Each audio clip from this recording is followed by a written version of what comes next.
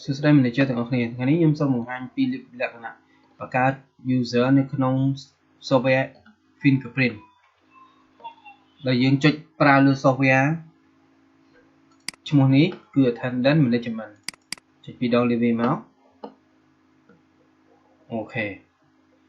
បន្តមកវាចេញអញ្ចឹងចេញលក្ខណៈជា option បែបហ្នឹងជំហានដំបូងយើងត្រូវ connect ជាមួយនឹង fingerprint យើងជាមួយនឹង computer សិនដោយយើង select វាមានលេខ1លេខ2លេខ3លេខ1បើន័យថាយើងប្រើ serial port លេខ2យើងមិនថាយើងប្រើជា network លេខ3យើងយកជា USB លេខ number device នេះយើងអាច change បានយើងអាចដូរទៅលេខ5លេខ6លេខ7ហើយយើងគ្រាន់តែចុចកន្លែងនេះបានហើយកន្លែងពាក្យ device ហើយ edit all device បន្ទាប់មកយើងអាច change វាបាន device name យើង change ដាក់លេខប្រមាណក៏បានលេខ7លេខ8ក៏បានដែរដល់មកចុច save ហើយបិទជាការស្រេចប៉ុន្តែឥឡូវយើងអត់ change ទេយើងដាក់ជា default របស់វាមកពេលជាសិតហើយអញ្ចឹងរាល់ដែលយើងបង្កើតទាំងអស់នេះយើងត្រូវ connect ជាមួយ computer ហ្នឹងសិនយើងចុចពាក្យ connect នេះកន្លែងនេះវាអត់មានចេញទេឲ្យតែ ID and structure tab អត់មានទេយើងចុចពាក្យ connect ពេលហ្នឹងវានឹងចេញហើយបើវាចេញតែពាក្យថា success in connecting យើងបានន័យថាឧបករណ៍ fingerprint ជាមួយ computer យើងស្គាល់ហើយតែបើវាចេញតែ connect fail បានន័យថាវាអត់ស្គាល់ទេអូខេឥឡូវស្គាល់ដល់ពេលបើអត់ស្គាល់វិញយើងត្រូវ change IP ផង network ហើយកែ IP ផងនេះយើងកែវាអាចខុស IP គ្នាឬក៏ជាន់ IP គ្នាយើងត្រូវកែច្រើនណាស់ប៉ុន្តែចំពោះវីដេអូនេះខ្ញុំបង្ហាញពីលក្ខណៈដែលយើងកែ IP រួចអស់ហើយយើងដឹងតែពីការបង្កើតអំពីបុគ្គលិកយើងនៅក្នុង station របស់យើងមួយបន្ទាប់ពី connect ហើយវានឹងចេញផ្ទាំងលក្ខណៈបែបនេះគឺទឹកក្រូចបៃតងអ្វីដែលអត់ connect គឺចេញពាក្យស្អាប់ៗនេះលេខ1លេខ3គឺស្អាប់ៗចឹងចឹងជាដំបូងយើងត្រូវបង្កើតមុនដំបូងវាមាន option ច្រើននៅលើនេះខ្ញុំសូមបង្ហាញ option ខ្លះមួយចំនួនមុនដំបូងយើងត្រូវបង្កើត department listen ក្នុងនេះវានឹងចេញបែបនេះឲ្យចឹងបែបនេះឲ្យយើងកែយើងអាចចុចពីរដងលើវាឬក៏ចុចពីរដងចុចម្ដងលើវាឬក៏ចុចពាក្យ rename ក៏បានដែរចុចពាក្យ rename យើងអាចកែឈ្មោះបានបើន័យថាចំណុចកន្លែងនេះយើងត្រូវបង្កើតជាមេសិនបើន័យថា station នេះឈ្មោះអីយើងដាក់ឈ្មោះហ្នឹងទៅអប្សារានេះបើន័យថា station អប្សារាបន្តមកយើងចុចលើឈ្មោះអប្សារាហ្នឹងហើយយើងចុចពី add អប្សារាយើងចុចពី add ហើយក្នុងអប្សារាវាមានខាងវាមាន3កន្លែងវាមានខាងម៉ាតខាងកាហ្វេខាងសាំងអញ្ចឹងក្នុងហ្នឹងក្នុងអប្សារានេះយើងបង្កើតទៅជា coffee ឃើញទេវាចេញក្រុមនេះឲ្យបើយើងចុចក្រុមនឹងទៀតចុច add បានន័យថានៅក្នុង coffee វាមានស្អីផ្សេងទៀតវាកើតជាប្រមាណ stage វាបង្កើតជាក្រុមប្រមាណទៀតវាមានអ្នកកាន់ស្ករមានកាន់ទឹកកាន់កាហ្វេអីពិចារនៅក្នុងនឹងទៀតអញ្ចឹងយើងបង្កើតតែមួយបានហើយនៅក្រុម station អប្សរាហ្នឹងវាមានកាហ្វេផងហើយឥឡូវយើងចុចបង្កើតទៀតកុំចុចលើកាហ្វេយើងចុចលើពីអប្សរាសិនមេម៉ាតបែបនេះទៀតយើងមានចង់និយាយថាកន្លែងយើងមានកន្លែងរបស់យើងនឹងមានជាប្រហែលក្រុមយើងបង្កើតតាមក្រុមហ្នឹងទៅហើយកាហ្វេម៉ាតហើយនឹងសាំងតបមកមាន manager តបមកមានពាក្យថា assistant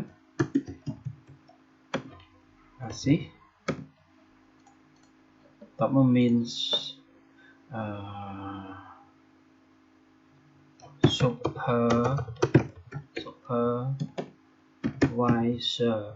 supervisor នេះទៅអូខេក្នុង station mart ក្នុង station របស់អប្សរាគាត់មានប្រមាណគ្រប់បែបនេះតបមកយើងចុចខ្វែងនេះជំហានដំបូងដែលយើងបង្កើតបន្ទាប់ពី department list ហើយយើងបង្កើតពាក្យយើងចូលមកពាក្យថា employee វិញ employee ខ្ញុំបញ្ជាក់ថាកន្លែងនេះយើងនៅក្នុងក្រុមមួយណាបើថានៅក្នុងកាហ្វេគាត់មានប្រមាណអ្នកយើងបង្កើតឈ្មោះទៅតាមហ្នឹងទេតាមឈ្មោះតាមហ្នឹងតមកផ្សាំងមានប្រមាណអ្នកយើងបង្កើតតាមហ្នឹងទៅវានឹង load លើនេះឲ្យឧទាហរណ៍ខ្ញុំបង្កើតជានៅក្នុងជា manager ខ្ញុំចុចលើ folder manager ហ្នឹងសិនហើយខ្ញុំតាំងមួយឲ្យគាត់ហើយវាចេញអញ្ចឹងយើងអាចលុបលេខ1ពីខ hàng còi như trên mình là lệnh mũi còn lại gender ní dương đặt còn chỉ straight của pro dương sẽ lên lần tới nên thà còn chỉ pro cho lại ní dương bạch cả bạch bình thế mũi phí bấy 4 pram hay còn lại ní dương bình máu ném cho người ta lệnh mũi lệnh number one nó cứ cho mũi kề lệnh mũi cứ nhưng đã tha chia tha sự van như cho tạm mắc lại nick nhưng mà ban từ hàng abstract còn mình việc tha es anh đấy pocket mỗi pi 74 kẻ ban tha cái đặt để những ốc pinกับ pin ธรรมดา để ốc card ว่าดอคือដាក់ចំកលេខ es មួយពី3នេះមួយពី3គឺគ្រាន់តែជាឧទាហរណ៍លេខខ្ញុំដាក់តែប៉ុណ្ណោះប៉ុន្តែខ្ញុំអត់ដឹងថានៅ station ផ្សេងគេដាក់ es ដែរឬអត់ទេនៅលើការដែលយើងអុកហ្នឹងតើមកកន្លែងនេះមិនបាច់ពេញទេកន្លែងនេះយើង select គាត់ជាគេ manager យើងដាក់ជា manager បើគាត់ជាអ្នកលក់ធម្មតាឬក៏អ្នកចាក់សាំងធម្មតាយើងដាក់តែ user ទៅបានហើយយើងដាក់ពិសេសតែសម្រាប់តែ manager supervisor ឬក៏ system ទេអញ្ចឹងគាត់ជា manager យើងដាក់ manager បើក្នុងនោះអត់មាន assistant ទេយើងដាក់ជា manager ឬក៏ supervisor ទៅបើអញ្ចឹងយើងដាក់ជា manager ដូចគ្នាគាត់អាចមានសិទ្ធិបង្កើតឈ្មោះឲ្យបុគ្គលិកផ្សេងទាំងពីក្រោមការគ្រប់គ្រងរបស់គាត់បន្តមកកន្លែងនេះគេដាក់ photo បានន័យថាយើងយករូបភាពបុគ្គលិកម្នាក់ដែលយើង scan ដាក់ចូលហ្នឹងប៉ុន្តែបើយើងមិនបាច់ដាក់ក៏បានដែរអត់អីទេតែមកយើង select កន្លែងនេះកន្លែងនេះមានលេខ1លេខ2លេខ3លេខ1លេខ2លេខ3នេះបានន័យថាលេខ1លេខ2លេខ3បើចង់និយាយថាការកលេចរបស់យើងតាមលក្ខណៈបែបណាវាមានលេខ1លេខ2លេខ3ដូចគ្នាកន្លែងនេះណាបើថាយើងកលេចនេះគឺលេខ2អញ្ចឹងយើង select យកលេខ2តោះមកយើងចេញពាក្យ connect លើនេះអត់ទាន់ connect វាអត់ចេញពាក្យតែ enroll ទេអញ្ចឹងយើង connect វាដាក់ពាក្យថា success in connecting with device អូខេវាចេញពាក្យនេះឲ្យបន្តមកយើងចុចកន្លែងនេះបន្តមកយើង tick កន្លែងនេះហើយយើង select យកដៃយើងនៅខាងស្ដាំដៃយើងតែចង់ឲ្យខាង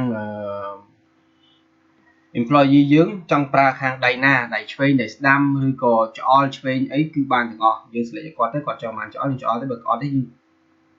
ដាក់ឲ្យគាត់តែម្ដងក៏បានដែរឧទាហរណ៍ថាឥឡូវច្អល់អញ្ចឹងយើងចុចលើច្អល់ក្នុងនោះវាឲ្យចេញ remind time បានថាយើង scan 3ដងអញ្ចឹងនៅលើ fingerprint ក៏វាសូវអញ្ចឹងដែរវាដាក់លេខ1លេខ2លេខ3ដូចគ្នាអញ្ចឹងយើងដាក់ឲ្យគេថាយើងដាក់ scan ទៅ1 2 3ចឹងមកន័យថាលើ fingerprint ក៏3លើនេះក៏3ដែរបន្ទាប់ពី OK វាក៏គ្នាហើយវានឹងចេញពី OK ចេញជា OK ចប់បន្តមកយើងធ្វើមួយទៀតយើងដាក់ខាងឆ្វេងដៃយើងម្ដងការពារអ្វីថាខាងស្ដាំដៃយើង scan ចូលឬក៏ដៃយើងប៉ះអាហ្នឹងយើងមុខក្បិតមុតអីយើង scan ចូលអញ្ចឹងគេធ្វើដៃពីរទៅយើងដាក់ដៃច្អល់ក៏បានដៃមេក៏បានដៃកូនក៏បានស្រេចចិត្តខ្ញុំដាក់ដៃច្អល់ទៀតអូសុំទោសនេះអត់បានទេតើតែ tick កន្លែងប្រឡោះនេះសិននេះបើអត់ទេយើងចុច cancel វិញយើងធ្វើម្ដងទៀតតែមកយើង tick យើង select ដៃណាដែលយើងចង់ tick អូខេឆ្វេងចុចនៅលើ fingerprint វានឹងចេញអញ្ចឹង1 2 3ដូចគ្នាតបមកវានឹងចេញអូខេអានេះសម្រាប់employee របស់យើងឈ្មោះសុវណ្ណគាត់ប្រុសណាតើមកយើងបិទវាយើងចង់បង្កើតទៀតក៏បាន manager គាត់មានប្រមាណអ្នកទៀតយើងលុបអាហ្នឹងបង្កើតលុបបង្កើតមកចុះតាម10ហ្នឹងចង់បន្តមកខ្ញុំបិទវិញអូខេចប់អាហ្នឹងមួយហើយយើងមកចូលកន្លែងនេះម្ដងគឺmanagement table time table យើង select វាមកជាអូខេយើង next យើងមិនបាច់កែទេយើង next ឲ្យវា default ចេញមកឲ្យយើងមួយសិនមក next ចូលមកដល់ចំណុចខាងនេះអាកន្លែង daytime នេះគឺនៅកន្លែងនេះ daytime គឺកន្លែងនេះអញ្ចឹងកន្លែងនេះយើងកែទៅក្នុងនោះវាមានប្រមាណវេនក្នុងនោះយើងមាន3វេនពីម៉ោង5ដល់ម៉ោង1ពីម៉ោង1ដល់ម៉ោង9ពីម៉ោង9ដល់ម៉ោង5ព្រឹកវិញអញ្ចឹងកន្លែងនេះយើងដាក់ទៅយើងបង្កើតជា shift វាបានថាវេនវាយើងបង្កើតផឹកឡើងយើងដាក់ morning ទៅ morning ហើយចាប់ផ្ដើមពីម៉ោងប្រហែលដែលយើងធ្វើការម្ដងគឺម៉ោង5អញ្ចឹងយើងដាក់05:00 ហើយម៉ោងចេញវិញម៉ោងប្រហែលម៉ោង 13:00 ចឹងយើងមិនបាច់ខ្វល់ពីរឿង PM មួយ PM ទេគឺ24ម៉ោងវាលោតអូតូឲ្យបន្ទាប់កន្លែង let time នោះបើចង់និយាយថាគាត់មកយឺតមុនដល់ម៉ោងនោះប្រហែលនាទីបើន័យថាស្រេចតែយើងចង់ថាស្រេចតែយើងដាក់ទេអាហ្នឹងចំណុចហ្នឹងគឺដោយសារ station ខ្លះគាត់អាចដាក់លេខម៉ោងឬក៏1ម៉ោងតាមដែលគាត់ដាក់ឬក៏តាមបុគ្គលិកគាត់ដាក់អញ្ចឹងខ្ញុំដាក់ឧទាហរណ៍ទៅខ្ញុំដាក់ថា30នាទីចុះខ្ញុំឧទាហរណ៍ឬក៏យើងដាក់ជា0:00តែម្ដងក៏បានដែរបើន័យថាពេលដែលគាត់ក្នុងម៉ោង5ក្រោម5ហ្នឹងគាត់អាច scan បានទាំងអស់បើន័យថា let បើន័យថាមកយឺតកន្លះម៉ោងទៅថាពីម៉ោង5ទៅដល់ម៉ោង6ឬម៉ោង7ហ្នឹងបើន័យថាគាត់អាច scan ស្មើណាក៏បានដែរអញ្ចឹងកន្លែងនេះខ្ញុំដាក់កន្លះម៉ោងចុះឲ្យ let កន្លះម៉ោងហើយគាត់ចាក់ចេញនេះគឺខ្ញុំដាក់កន្លះម៉ោងដូចគ្នាបើន័យថាកន្លែងនេះគឺម៉ោងដែលគាត់ចេញមុននេះហើយមុនបើន័យថាមុនម៉ោងអាម៉ោង1នេះកន្លះម៉ោងឬក៏5នាទីឬក៏ស្អីសិតតែចិត្តយើងចង់សេរីទេអូខេកន្លែងចំណុចនេះបន្ទាប់មកកន្លែង beginning in ហ្នឹងបើន័យថាចាប់ផ្ដើម scan មេដៃនៅម៉ោងប្រហែលកន្លែងនេះយើងចាប់ផ្ដើម scan មេដៃនៅម៉ោងប្រហែលយើងដាក់កន្លែងនេះចាប់ផ្ដើម scan មេដៃយើងដាក់មុនម៉ោងយើងដាក់4កន្លះក៏បានដែរពីម៉ោង4កន្លះទេយើង scan មុនម៉ោងបើន័យថាម៉ោង5មិនយើងម៉ោងចូលបើយើងអាចមានសិទ្ធិ scan មុនម៉ោង5បានបើថាក្នុងម៉ោង4កន្លះនេះទៅ4:04:30ហ្នឹងទៅហើយអានេះចំណុចកន្លែងនេះគឺ ending in ហ្នឹងបើន័យថាឈប់ scan មេដៃនៅម៉ោងប្រហែលបើន័យថាយើងឈប់ scan ពេលដែលយើងចូលហើយយើងឈប់ scan មេដៃហ្នឹងម៉ោងប្រហែលទៀតបើន័យថាយើង scan យើងចូលហើយយើងឈប់ scan វិញកន្លែងនេះគឺបើន័យថាឈប់ scan មេដៃនៅម៉ោងប្រហែលយើងឈប់ scan នៅមេដៃយើងដាក់ថាម៉ោងឈប់ scan នៅមេដៃ4កន្លះឈប់ scan ចឹងយើងដាក់ថាម៉ោងដាក់តែកន្លះម៉ោងឬក៏1ម៉ោងដែលយើងដាក់ទេដាក់ថាឈប់ scan ខ្ញុំដាក់ថាម៉ោង8ចុះ8ចា08:00ណាអញ្ចឹងតមកកន្លែងម៉ោង beginning out មិនថាគាត់ចេញទៅមុនម៉ោងឲ្យគាត់មានសិទ្ធិចេញទៅមុនម៉ោងគាត់អាច scan បានអញ្ចឹងយើងអាចដាក់ឲ្យគាត់ម៉ោង scan ចេញបានយើងដាក់ថា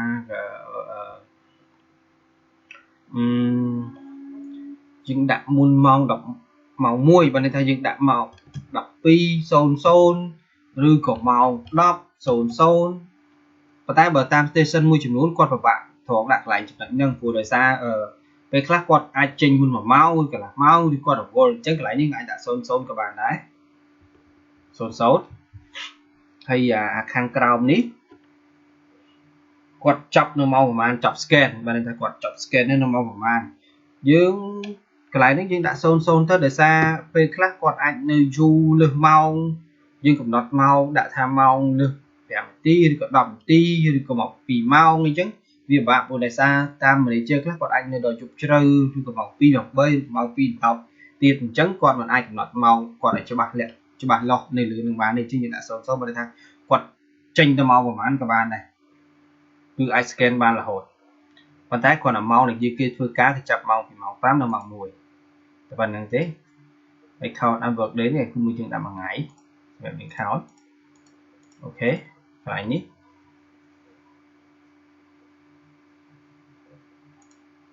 យល់ហើយអញ្ចឹងចំណុចហ្នឹងបន្ទាប់មកយើងចុចពាក្យថា post មកន័យថាយើង save វាហើយយើងបង្កើតអានេះមកនេះបន្ទាប់មកយើងបង្កើតមកទៀត3វេនយើងចុច add មកយើងដាក់ថា afternoon វាមានម៉ោង 13:00 ទៅដល់ម៉ោង 21:00 ហើយយឺតប្រហែលនាទី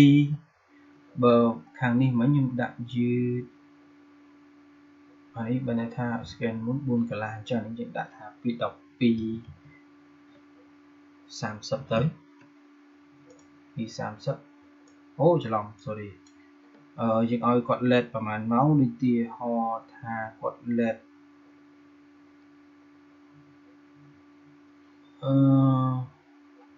គាត់ let នឹងការ scan បានន័យថាគាត់ let នឹងការ scan នឹងបានន័យថាអាម៉ោងគាត់មួយអញ្ចឹងយើងកំណត់គាត់ប្រហែលម៉ោងគាត់អាចបញ្ជាក់ថា let គាត់ let អញ្ចឹងយើងដាក់ថា let 10នាទីឬក៏20នាទីទៅតាម station ដែលយើងដាក់ហ្នឹង20នាទីទៅ scan មុនប្រហែលនាទីអូខេឥឡូវខ្ញុំមើលខាងនេះ morning សិនតើគេដាក់ប្រហែលដែរខ្ញុំដាក់30អូខេខ្ញុំដាក់30ដូចគ្នាអញ្ចឹងកន្លែងនេះខ្ញុំដាក់30កន្លែងនេះក៏30ដែរអូខេតមកកន្លែងនេះគឺយើងដាក់ថា4កន្លះបានន័យថា5ចូល4កន្លះអញ្ចឹងកន្លែងនេះយើងដាក់ថាម៉ោង1អញ្ចឹងយើងដាក់ថាម៉ោង12កន្លះចុះ2កន្លះ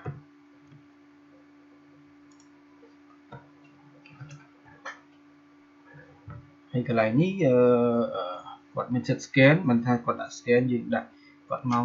11យើងដាក់គាត់ថាមានសិទ្ធ scan រហូតដល់2ម៉ោងចុះបើថា15ចុះ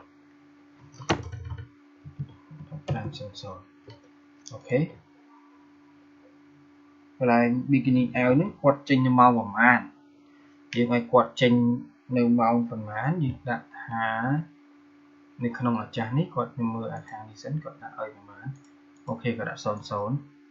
ចុះមកន័យថានេះខ្ញុំក៏ដាក់00ដែរដើម្បីព្រោះពេលខ្លះគាត់សុំច្បាប់ចេញទៅមុនឈឺមុនរវល់មុនគាត់កំណត់ម៉ោងច្បាស់ទេគាត់មិនអាចកំណត់ថាកន្លះម៉ោង20ម៉ោងលើបុគ្គលនឹងម្នាក់បានទេអញ្ចឹងយើងដាក់00តែម្ដងបើថាគាត់ចេញម៉ោងប្រហែលក៏បានដែរតែពេលគាត់ចេញគាត់ត្រូវ scan នៅលើម៉ាស៊ីន fingerprint អូខេបន្ទាប់មកយើងចប់យើង tick box ទៅហើយយើង add ទៀតកន្លែងនេះយើងដាក់ថា evening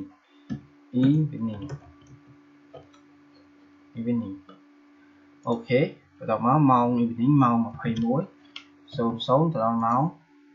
05:00 let នេះយើង let ដាក់ថាកន្លះម៉ោងដូចគ្នាចឹងចុះ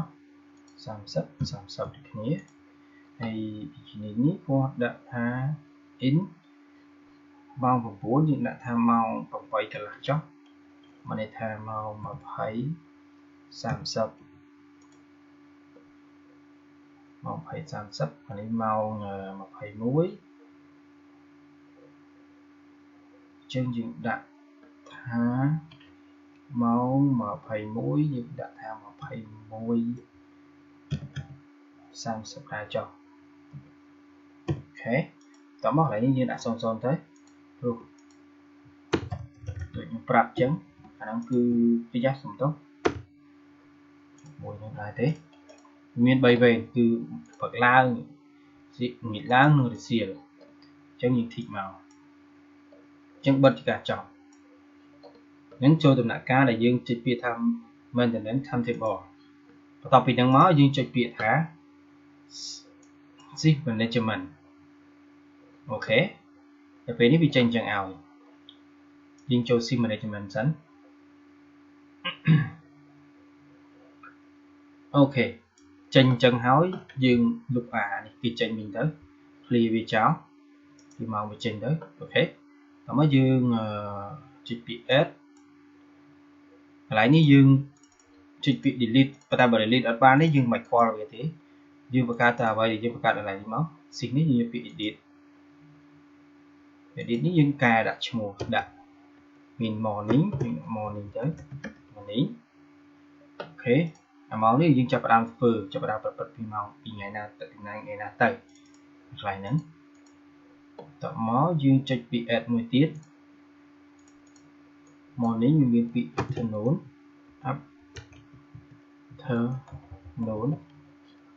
តមកចុច add ទៀតអត់ជាប់យើង edit ពីម្ដងទៀតចុចពាក្យ edit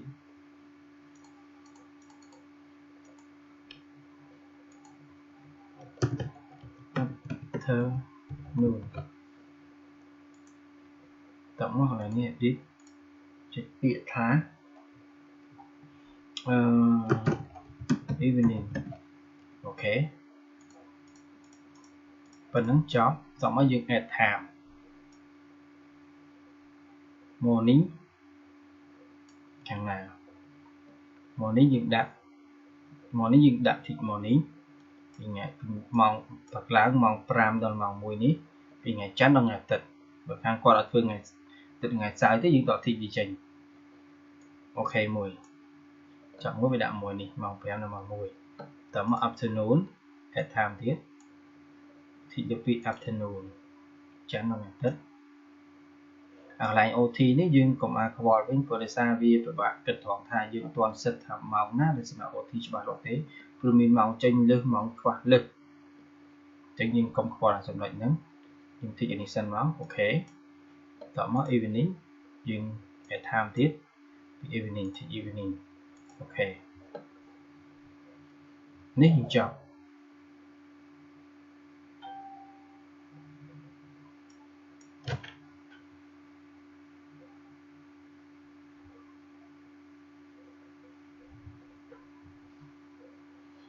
អូខេបន្ទាប់ចឹងមកយើងចុចពាក្យ employee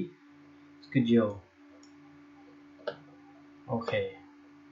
កន្លែងនេះយើង tick គាត់នៅក្នុងក្រុមអីគេ assistant freelancer ឬក៏ mat យើង tick លើឈ្មោះគាត់ដូចមិញយើងបង្កើត manager អញ្ចឹងគាត់ឈ្មោះសវណ្ណនេះយើង tick យើងចុចលើហ្នឹងគាត់នឹងចេញឈ្មោះមកបើយើងបង្កើតច្រើនឈ្មោះនឹងដេញតាមលេខ1លេខ2លេខ3រហូតចឹងអញ្ចឹងបន្ទាប់មកយើងចុច select លើនេះចុចលើនេះហើយយើងចុចពាក្យ parenthesis នេះអូខេតមកក្នុងនេះវាចេញពាក្យដែលយើងបង្កើតមិញវាយើងអត់ត្រូវការទេយើងដកវិញដកបានន័យថា delete ដែលយើងបូកបានន័យថាយើង add នេះអញ្ចឹងលើឈ្មោះបុគ្គលម្នាក់ហ្នឹងគាត់ជា manager អញ្ចឹង manager គាត់ធ្វើការព្រឹកឡើងអញ្ចឹងយើងដាក់ morning យើង tick លើ morning តមកកន្លែងចំណុចនេះយើងដាក់ចាប់ផ្ដើមពីថ្ងៃណាហើយចំណុចនេះយើងដាក់ពីថ្ងៃណាដល់ថ្ងៃណាបានន័យថាគាត់ចាប់ផ្ដើមពីថ្ងៃ12ថ្ងៃទី26ខែ12 2017កន្លែងនេះយើងដាក់គាត់យើង select គាត់យើងអាចកែបានយើងដាក់គាត់ដល់2020ទៅបានន័យថារយៈពេលប៉ុណ្ណឹងរហូតដល់3ឆ្នាំទៀតបើគាត់ឈប់ឬគាត់ធ្វើការនឹងលឿនថែមទៀតក៏បានដែរយើងដាក់2020ចុះអញ្ចឹងវា3ឆ្នាំគាត់បានវា expire តមកយើងអូខេទៀតប៉ុណ្ណឹងជាការចប់យើងបិទខ្វាយវាមកបើថាក្នុង mat មានទៀតយើង select លើ mat ឈ្មោះនឹងលើនឹងទៀតហើយយើងធ្វើដូចមិនអញ្ចឹងដូចគ្នាតមកយើងបិទវាបន្ទាប់ពីហ្នឹងមកយើងចុចពាក្យ like ម្ដងគឺ upload user import epic អញ្ចឹងនៅលើហ្នឹងគាត់មានឈ្មោះអីគេក្នុងក្រុមអី system cafe for manager mat supervisor មិញជា manager អញ្ចឹងទីគឺ manager folder manager វានឹងចេញឈ្មោះនេះឲ្យ manager ឈ្មោះនេះតមកយើង upload បានន័យថាយើង upload ពីនេះចូលទៅក្នុងម៉ាស៊ីន fingerprint ខាងស្ដាំដៃនេះ device ក្នុងនេះយើងត្រូវ tick ប្លោះនេះវាមានប្លោះច្រើនបានន័យថាយើងចូលក្នុង photo យកមុខយក photo folder អីហ្នឹងវា tick ទាំងអស់ហ្នឹងក៏បានអត់បញ្ហាទេនេះចុចពាក្យថា upload អូ sorry upload យកអូអត់ដោយសារក្នុងនេះវាយើងអត់មានរូបភាពមុខអញ្ចឹងនិយាយពាក្យថា upload អូខេ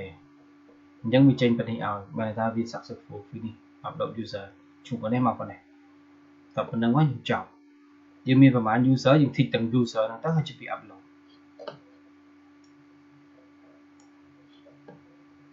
ប៉ុណ្ណឹងជាការចប់រួចយើងចង់ដឹងថាខាងគាត់នឹងតែយើងបង្កើតឲ្យហ្នឹងគាត់អា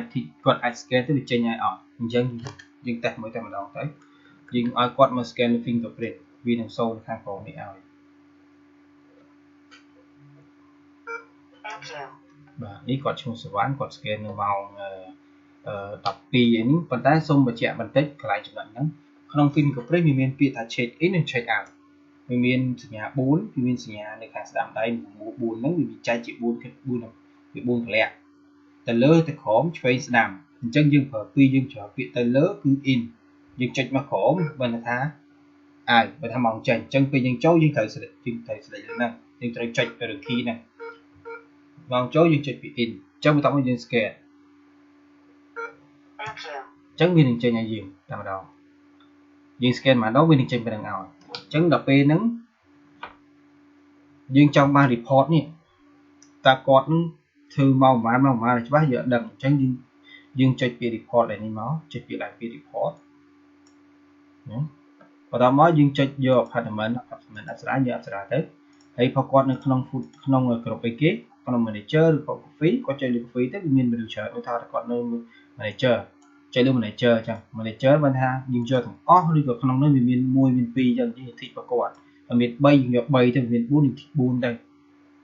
អញ្ចឹងប្រកបបច្ចេកហ្នឹងហើយយើងចុចមកថ្ងៃនេះវិញថ្ងៃដែលយើងជ្រើសចង់ឆែកពីថ្ងៃណាទៅបើថ្ងៃហ្នឹងយើងចាក់ថ្ងៃហ្នឹងទៅពីថ្ងៃណារហូតដល់ថ្ងៃណាខាងលើពីថ្ងៃចាប់ផ្ដើមហើយថ្ងៃបញ្ចប់ខ្ញុំយកព្រោះខ្ញុំតែថ្ងៃហ្នឹងយើងថ្ងៃហ្នឹងតើមកចុច calculate ទៅវានឹងសូមឲ្យប្រាប់យើង check in មិញមកប្រហែលហើយយើងបិទមកប្រហែលបានន័យថានេះ check out ម៉ោងដែលយើងចេញម៉ោងដែលយើងចូលអញ្ចឹងម៉ោងយើងចេញយើង tick យើង scan មិញបានន័យថានេះយើងបាន select វាថា scan in scan out ឥឡូវខ្ញុំធ្វើម្ដងទៀតឲ្យខ្ញុំបិទវិញហើយខ្ញុំ scan ម្ដងទៀតខ្ញុំចុចវាចុចពីអូខេជាងយើងប្រាប់វាប្រាប់យើងអាចមើលលើនេះក៏បានដែរគាត់ចាប់តាម scan នៅម៉ោង 11:44 ម៉ោ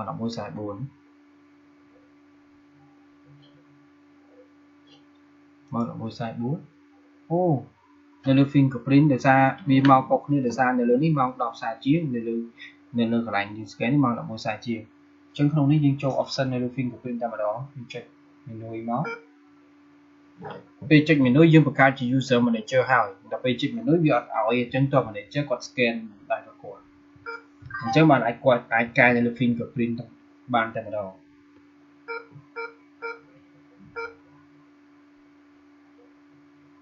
យើងចុចពាក្យថា system យើងពាក្យថា time and date យើងសេរីម៉ោងមកមាន date មាន time យើងចុចវាមកម៉ោងយើងម៉ោង 10:40 ជាងយើងចុចសេរីវាមកវាមានចុចក្រោមឡើងលើពេលយើងចុចកន្លែងណាត្រូវហើយយើងចុច OK ម៉ោងត្រូវហើយអូខេតោះមកយើង escape ចេញវាមកឥឡូវខ្ញុំ scan ម្ដងទៀតពេលនឹងចេញម៉ោងប្រហែលហើយឃើញទេអញ្ចឹងថាបន្ទាប់ពីយើងសេរីម៉ោងលើ fingerprint ហើយវានឹងចេញម៉ោងត្រឹមត្រូវឲ្យយើងវិញហើយយើងចង់មើល report តែគាត់ scan នៅម៉ោងប្រហែលយើងចុច report ដូចគ្នាហើយយកឈ្មោះគាត់ទៅគាត់នៅក្នុងឯគេនេះទីយើងទៅ manager យើងទៅហើយទីឈ្មោះគាត់ហើយការ select ថ្ងៃដែលយើងចង់ឆែកទៅគាត់ថ្ងៃណាដល់ថ្ងៃណាតោះមកចុច calculate មកវានឹងចេញឲ្យមានថាមុនដំបូងនេះយើង scan ដល់ម៉ោង 23 នេះហ្នឹងបានន័យថា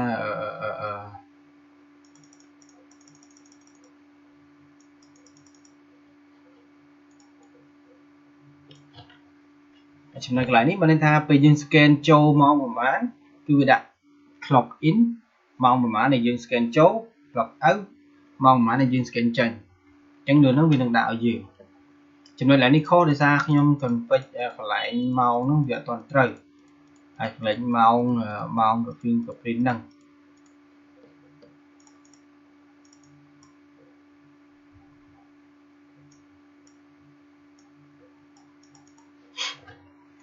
អញ្ចឹងក៏ចំណុចកន្លែងហ្នឹងខ្ញុំដាក់អត់ទាន់ត្រូវអញ្ចឹងខ្ញុំធ្វើឡើងម្ដងទៀតខ្ញុំសេរីកន្លែងម៉ោង attendance ដូចគ្នាម៉ោងនេះ management table ខ្ញុំដាក់ថា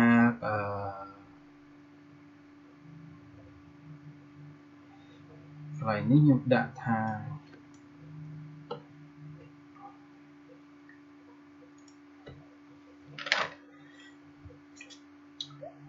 អូខេខ្ញុំដាក់សិនខ្ញុំឆែកមើលមកផ្លែក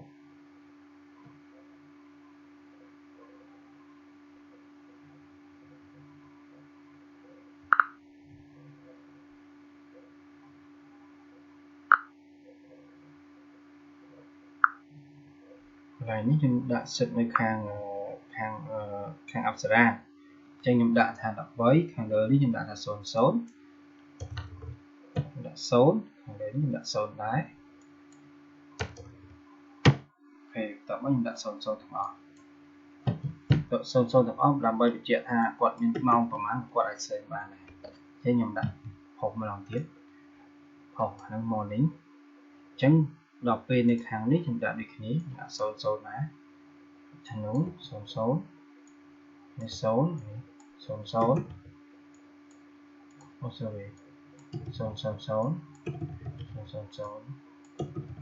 000 ផុសទៀតតមកចូល afternoon ហើយ evening ដាក់00ខ្ញុំដាក់00ដោយសារវាមានករណីដែលថាគាត់អាចចេញ1ម៉ោងឬក៏គាត់ធ្វើឲ្យលើសម៉ោងអញ្ចឹងយើងពិបាកកំណត់នៃការម៉ោងដែលគាត់ធ្វើអញ្ចឹងខ្ញុំដាក់00ទាំងអស់ដើម្បីគាត់ស្រួលគាត់ទោះចេញម៉ោងប្រហែលក៏ដោយក៏fingerprint នឹងគាត់អាច scan បានដែរអូខេខ្ញុំសេរីហើយខ្ញុំ upload ដល់ទៀតហើយអូខេ manager ដូចគ្នា upload ម្ដងទៀតអូខេខ្ញុំបិទវិញអូខេឥឡូវខ្ញុំសាក scan ម្ដងទៀតអត់សំទោសយើងត្រូវចុចលើ check in scan check in សិនចុចពី check in អូខេតោះមកយើងចូលទៅពាក្យ report ម្ដងទៀតហើយយើងរកគ្រប់របស់គាត់ទៅ manager ហើយគាត់ឈ្មោះអីយើងធីកឈ្មោះនោះមកហើយការជួលលេខម្ដងទៀតអូ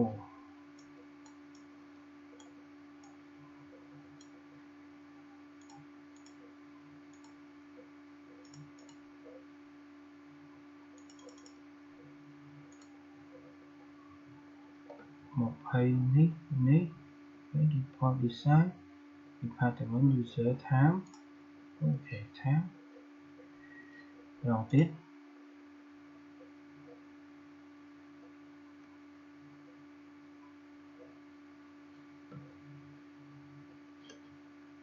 អូខេ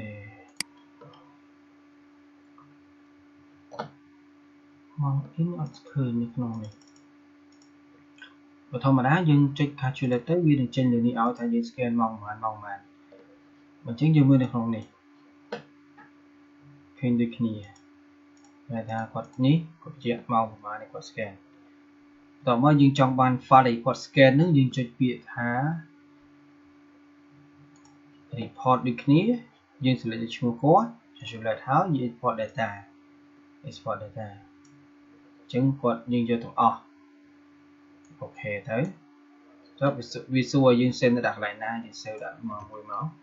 ដាក់ថា finger ដាក់ឈ្មោះអីគេចឹងទៅ10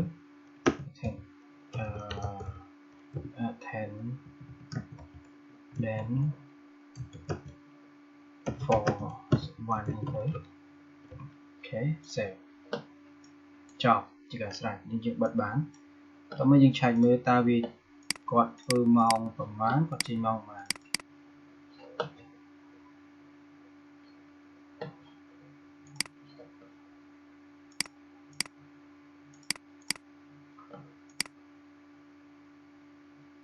ថ្ងៃ26គាត់ធ្វើការពីម៉ោង5ដល់ម៉ោង1គាត់ check out បើថាមិនបាញ់ភាសាថាខ្ញុំនឹងចុចអត់បានចុច check in អញ្ចឹងខ្ញុំចុច check out ទៅវាទៅ check out ខ្ញុំបាត់ទៅធម្មតាវាត្រូវចេញម៉ោងប្រហែលយើង scan ចូលម៉ោងប្រហែល scan ចេញហើយនេះចេញជាលក្ខណៈអញ្ចឹង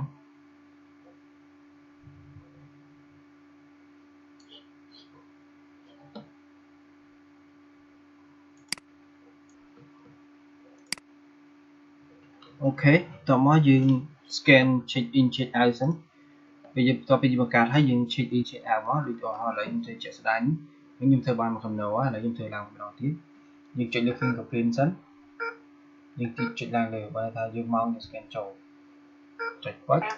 វាលោកប្រនេះឲ្យមួយវាថាម៉ោង 10:55 ឥឡូវនេះខ្ញុំធ្វើទៀតចាំឲ្យវាឡើង1នាទីទៀតសិនចាំខ្ញុំចុចពាក្យ check out មួយទៀតហើយចាំមិនផ្លែ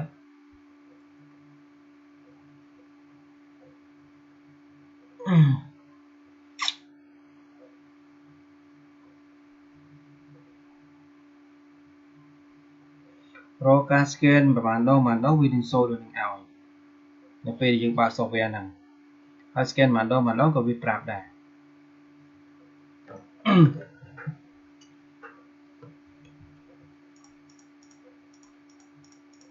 ខ្ញុំសូមបញ្ជាក់ចំណុចត្រង់នេះបន្តិចដោយសារអានេះជាការជា option មួយសម្រាប់ខ្ញុំបង្រៀនអ្នកទាំងអស់គ្នាទេដល់ពេលធ្វើគឺធ្វើតាមខ្ញុំទាំងអស់គ្នាដែរប៉ុន្តែឈ្មោះផ្សេងហើយក្នុង station ខ្លះគាត់ធ្វើតែ2 event ទេវាមានពេលខ្លះ station ខ្លះគាត់ពីម៉ោងដល់ម៉ោង1ដល់ម៉ោង9 session ខ្លះគាត់ពីម៉ោង9ដល់ម៉ោង5ទៀតចឹងនេះគាត់ខ្ញុំបង្ហាញប្រាប់ជាឧទាហរណ៍ទេបើគាត់ជា2 vane គឺយើងធ្វើ2 vane 13 vane យើងធ្វើជា3 vane អូខេបន្ទាប់មកយើង scan ចេញវិញយើងចុចនៅលើ fingerprint យើងដាក់ check out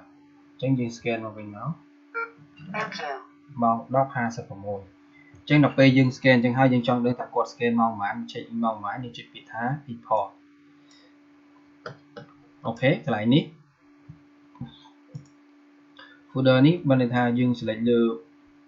អប្សរាអញ្ចឹងទៅជាផាន់មិនទាំងអស់អញ្ចឹងមកថាយើង odd យើងទាំងអស់ទាំងគ្រប់អីទាំងអស់ទាំងគ្រប់ coffee មានទាំងគ្រប់សាំងគ្រប់ម៉ាតទៀតអញ្ចឹងយើងបើយើងស្រួលចង់យកតែម្នាក់ទេយើង select លើវាវិញបានន័យថាដូចជា manager យើងទៅ manager តោះមកយើងក៏យក all យើង tick វិញបើ all មកទាំងអស់វាច្រើនអញ្ចឹងយើង tick ទៅលើឈ្មោះ device មួយទៅតោះមកកន្លែងនេះ from នេះបានន័យថាយើងចាប់ដើមពីថ្ងៃណាយើង select ថ្ងៃនេះយើងចង់បានទៅតមកពីថ្ងៃណាទៀតចប់វិញនៅថ្ងៃណាចាប់5ថ្ងៃណាទៅចប់វិញនៅថ្ងៃណាតមកយើងចុច calculate អូខេមកដល់ចំណុចនេះយើងយកមកយើងមកចុចកន្លែងនេះ check in check out log exception នេះបានន័យថាគាត់ចុចប្រហែលដង repeat ប្រហែលដងលេខហ្នឹងដាក់ទាំងអស់ឲ្យប្រាប់យើងទាំងអស់នេះម៉ោង check in ប្រកួតនេះមិញម៉ោងខ្ញុំ scan មិញម៉ោង 10:45 10នេះ 10:55 ដល់ 10:56 ហើយ scan មិញណាតោះមកអានេះលេខ ES ដែលខ្ញុំបង្កើតដែលខ្ញុំប្រាប់មកបង្កើតហ្នឹងគេថាកន្លែងការគាត់ដាក់ ES ហើយលេខកូដរបស់គាត់ប្រហែលចាំបានអញ្ចឹងទៅតោះមកយើង export វាចេញមកយកទាំងអស់ហាមយកអញ្ចឹង export មកយើងដាក់ save វាទៅដាក់វ៉ាន់អញ្ចឹងវិញទៅដាក់ឈ្មោះបានតែចិត្តយើងស្គាល់ណាតោះមកយើងទៅមើលថាត្រូវឬក៏ខុសយើងចង់ដឹងថា file វាមានឬក៏អត់អូខេអានេះយើងអាចបិទបានបិទខ្វែងវាយ៉ាងទៅពេលធ្វើយ៉ាងហើយយើងខ្វែងវាទៅហើយទៀតយើង disconnect ហ្មងក៏បានដែរ disconnect និង connect ប៉ុន្តែថាយើង disconnect យើងលែងភ្ជាប់មួយវាទៀតហើយតែការ scan នៅមានចូលធម្មតាទេពេលយើងចង់មើល report យើងចុចពាក្យ connect ហ្នឹងទៅគឺយើងអាចមើល report បាន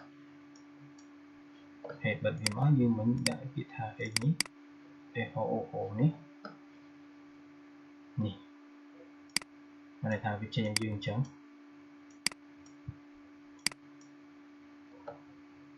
ចឹងគាត់ចូលមកប្រហែលយើងមើលតាមហ្នឹងទៅម៉ោងណាគាត់ចូលមក 10:45 គាត់ចេញពីម៉ោង 10:56 ចឹងទៅ